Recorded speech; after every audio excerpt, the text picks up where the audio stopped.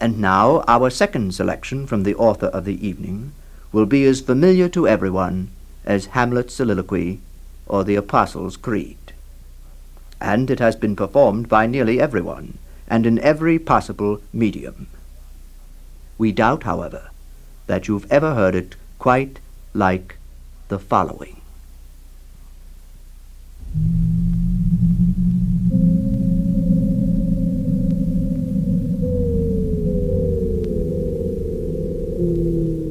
Too nervous.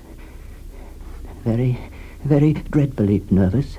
I had been, and am. But why will you say that I am mad? The disease had sharpened my senses, not destroyed, not dulled them. Above all was the sense of hearing acute. I heard all things in the heaven and in the earth. I heard many things in hell. How then am I mad? Hearken and observe how healthily, how calmly I can tell you the whole story. It is impossible to say how first the idea entered my brain, but once conceived it haunted me day and night. Object there was none, passion there was none. I loved the old man. He had never wronged me, he had never given me insult. For his gold I had no desire. I think it was his eye. Yes, it was this. One of his eyes resembled that of a vulture.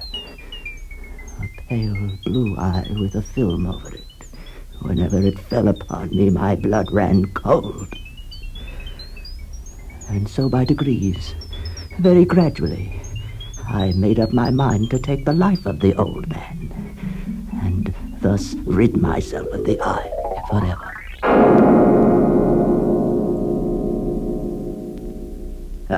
Madmen know nothing, but you should have seen me. You should have seen how wisely I proceeded, with what caution, with what foresight, with what dissimulation I went to work. I was never kinder to the old man than during the whole week before I killed him. And every night, about midnight, I turned the latch of his door and opened it. Oh, so gently. And then when I had made an opening sufficient for my head, I put in a dark lantern, all closed so that no light shone out. And then I thrust in my head. Oh, you would have laughed to see how cunningly I thrust it in. I moved it slowly, very, very slowly, so that I might not disturb the old man's sleep. It took me an hour to place my whole head within the opening so far that I could see him as he lay upon his bed. Would a madman have been so wise as this? And then, when my head was well in the room, I undid the lantern cautiously. Oh, so cautiously. Cautiously, for the hinges creaked. I undid it just so much that a single thin ray fell upon the vulture eye. And this I did for 7 long nights. Every night, just at midnight. But I found the eye always closed, and so it was impossible to do the work. For it was not the old man who vexed me, but his evil eye. And every morning when the day broke, I went boldly into the chamber and spoke courageously to him, calling him by name in a hearty tone, and inquiring how he had passed the night. So you see, he would have had to be a very profound old man indeed to suspect that every night, just at 12, I looked in upon him while he slept. Upon the 8th night, I was more than usually cautious in opening the door. A watch's minute hand moves more quickly than did mine. And never before that night had I felt the extent of my own powers. I could scarcely contain my feelings of triumph to think that there I was opening the door, little by little, and he not even to dream of my secret deeds or thoughts. I fairly chuckled at the idea. And perhaps he heard me, for he moved on the bed suddenly as if startled. Now you may think that I drew back. Oh, but no. His room was as black as pitch with a thick darkness. The shutters were close-fastened for fear of robbers. And so I knew that he could not see the opening of the door. And I kept pushing it on, steadily. I had my head in and was about to open the lantern when my thumb slipped upon the tin fastening and the old man sprang up in the bed, crying out, "Who's there?" I kept quite still. and said nothing. For a whole hour I did not move a muscle. And in the meantime I did not hear him lie down. He was still sitting up in the bed, listening, just as I have done night after night, hearkening to the death watches in the wall. Presently, I heard a slight groan. And I knew it was the groan of mortal terror. It was not a groan of pain or of grief. Oh, no, it was the slow, stifled sound that rises from the bottom of the soul when overcharged with awe. I knew the sound well. Many a night, just at midnight, when all the world slept, it has welled up in my own bosom, deepening with its dreadful echo the terrors that distracted me. I say I knew it well. I knew what the old man felt, and pitied him, though I chuckled at heart. I knew he had been lying awake ever since the first slight noise when he had turned in the bed. His fears had been ever since growing upon him. He had been trying to fancy them causeless, but he could not. It is nothing but the wind in the chimney. It is only a mouse crossing the floor. It is merely a cricket which has made a single chirp. Yes, he has been trying to comfort himself with these suppositions, but he had found all in vain, because death in approaching him had stalked with his black shadow before him and enveloped the victim. And it was the mournful influence of the unperceived shadow that caused him to feel, though he neither saw nor heard, to feel the presence of my head within the room. When I had waited a long time, very patiently, without hearing him lie down, I resolved to open a very, very little crevice in the lantern. So I opened it. You cannot imagine how stealthily, until at length a single dim ray, like the thread of the spider, shot out from the crevice and full upon the vulture eye. It was open, wide open, and I grew furious as I gazed upon it. I saw it with perfect distinctness, all a dull blue, with a hideous veil over it that chilled the very marrow of my bones. I could see nothing else. Nothing else of the old man's face or person, for I had directed the ray as if by instinct precisely upon the damned spot. And now have I not told you that what you mistake for madness is but over-acuteness of the senses? Now I say there came to my ears a low, dull, quick sound, such as a watch makes when enveloped in cotton. I knew that sound well, too. It was the beating of the old man's heart. It increased my fury as the beating of a drum stimulates the soldier into courage. But even yet I refrained and kept still. I scarcely breathed. I held the lantern motionless. I tried to see how steadily I could maintain the ray upon the eye. Meanwhile, the hellish tattoo of the heart increased. It grew quicker and louder every instant. The old man's terror must have been extreme. It grew louder. I say louder every moment. Do you mark me well? I have told you that I am a nervous man. So I am. Now, at the dead hour of the night, amid the dreadful silence of that old house, so strange a noise as this excited me into uncontrollable terror. Yet for some moments longer I refrained and stood still. But the beating grew louder. I thought the heart must burst. Now a new anxiety seized me. The sound would be heard by a neighbor. The old man's hour had come. With a loud yell, I threw open the lantern and leaped into the room. He shrieked once. Once only. In an instant, I dragged him to the floor and pulled the heavy bed over him. I then smiled gaily to find the deed so far done. But for many minutes, the heart beat on with a muffled sound. This, however, did not vex me. It would not be heard to the walls.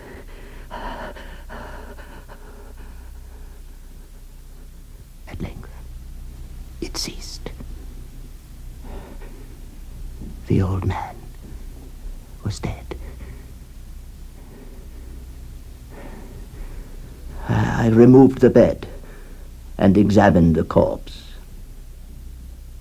Yes, he was stone dead.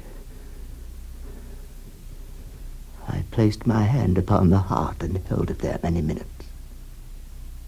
There was no pulsation. He was stone dead. his eye would trouble me no more. If still you think me mad, you will think so no longer when I describe the wise precautions I took for the concealment of the body. First of all, I dismembered the corpse. I cut off the head and the arms and the legs. I then took up 3 planks from the flooring of the chamber and deposited all between the scantlings. I then replaced the boards so cleverly, so cunningly that no human eye, not even his, could have detected anything wrong. There was nothing to wash out, no stain of any kind, no blood spot whatever. I had been too wary for that. A tub had caught all. When I had made an end of these labors, it was 4 o'clock. Still dark as midnight. As the bell sounded the hour, there came a knocking at the street door.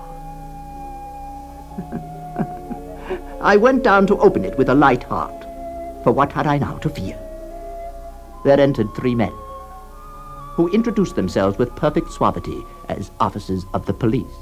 A shriek had been heard by a neighbor during the night. Suspicion of foul play had been aroused. Information had been lodged at the police office, and they, the officers, had been deputed to search the premises. I smiled, for what had I to fear? I bade the gentleman welcome. The shriek, I said, was my own in a dream. The old man, I mentioned, was absent in the country. I took my visitors all over the house. I bade them search. Search well, search well. I led them at length to his chamber. I showed them his treasure secure, undisturbed.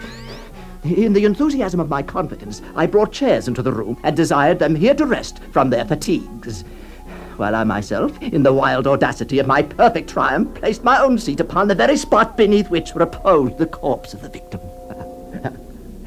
The officers were satisfied. My manner had convinced them. I was singularly at ease. They sat, and while I answered cheerily, they chatted familiar things. But ere long, I felt myself getting pale and wished them gone. My head ached, and I fancied a ringing in my ears. But still they sat, and still chatted. The ringing became more distinct. It continued and became more distinct. I talked more freely to get rid of the feeling, but it continued and gained definitiveness. Until at length I found that the noise was not within my ears. No doubt I now grew very pale, but I talked more fluently, and with a heightened voice, yet the sound increased. And what could I do? It was a low, dull, quick sound, much such a sound as a watch makes when enveloped in cotton. I gasped for breath, and yet the officers heard it not. I talked more quickly, more vehemently, but the noise steadily increased. I arose and argued about trifles in a high key, with violent gesticulations, but the noise steadily increased. Why would they not be gone? I paced the floor to and fro with heavy strides, as if excited to fury by the observation of the men, but the noise steadily increased. Oh, God! What could I do? I foamed, I raved, I swore. I swung the chair upon which I had been sitting and grated it upon the boards, but the noise rose over all and gradually increased. It grew louder, louder, louder, and still the men chatted pleasantly and smiled. Was it possible they heard not? Almighty God, no, no! They heard, they suspected, they knew! They were making a mockery of my horror! This I thought, and this I think. But anything was better than this agony. Anything was more tolerable than this derision. I could bear those hypocritical smiles no longer. I felt that I must scream or die. And now again, hark. Louder, louder, louder, louder. Ah, villains! Villains, dissemble no more. I admit the deed. Here, tear up the planks. Here. Ah, it is the beating of his hideous heart.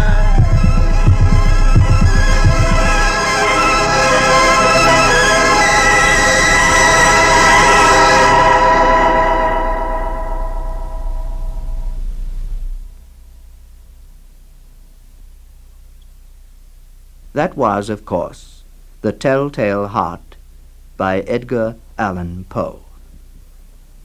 The technical production for The Telltale Heart was by Fred Seiden and performed for you by your host of the Black Mass, Eric Bowersfeld.